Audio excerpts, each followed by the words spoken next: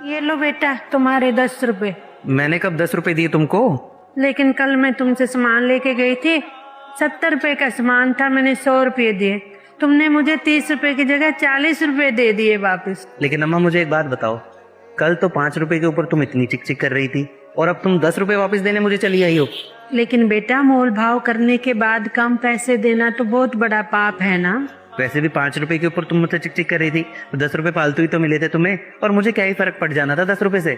लेकिन मेरे मन पर तो बोझ रहता ना कि मैंने जानते बूझते हुए भी तुम्हारे पैसे खा लिए। अच्छा अम्मा, तुम आई कहाँ से हो वैसे? बेटा मैं सेक्टर 8 में रहती हूँ।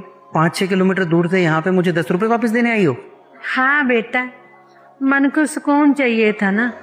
वैसे भी कुछ साल पहले मेरे पति चल बसे थे, लेकिन उन्होंने अपनी सारी जिंदगी नेक और मेहनत की कमाई की और मुझे भी बताया कि कभी किसी का हक या किसी का पैसा नहीं मारना, ईमानदारी से ही जिंदगी बसर करनी है। क्योंकि बेटा इंसान तो चुप रह सकता है, लेकिन ऊपर वाला कभी भी हिसाब मांग सकता है। अच्छा बेटा मैं चलती। नमस्कार सेठ जी। नमस्कार सिंह साहब, आज सुबह सुबह इतनी जल्दी मेरे घर पे?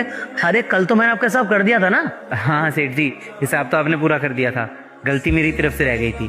कल जब मैंने हिसाब जोड़ा था ना, तो आपके गलती से मैंने 300 रुपये ज़्यादा जोड़ दिए थे, इसीलिए मैं आपको ये आपके 300 रुपये वापस करने आया था। अरे अगली बार जब मैं आपसे मिलता तो हिसाब कर लेते। पहले मैंने भी यही सोचा था सेठ जी, लेकिन फिर मुझे किसी ने याद दिला दिया कि हम तो इंसान हैं और इंसान तो हर बात भूल जाता है, लेकिन वो ऊपर वाला है ना, वो कभी भी हिसाब मांग सकता है, क्या पता कब उसका बुलावा आ जाए। तो इसलिए अपना हिसाब ना पूरा रखना चाहिए हमेशा। चलिए सेठ जी मैं चलता हूँ। माता जी। हाँ बेटा, आप कौन? माता जी आप मुझे नहीं जानते, लेकिन अंकल जी मुझे जानते थे। दरअसल माता जी वो अंकल के जाने से पहले मैंने उनसे कुछ पैसे उधार लिए थे, तो वही देने आया था।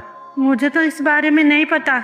उनके और मेरे अलावा किसी को नहीं पता था ये सब, इसलिए माता जी उनके जाने के बाद मेरे मन में लालच आ गया था और मैं ये देना नहीं चाहता था, इसलिए मैंने इतने सालों से पैसे वापस नहीं दिए थे। आज इतने साल बाद फिर कैसे?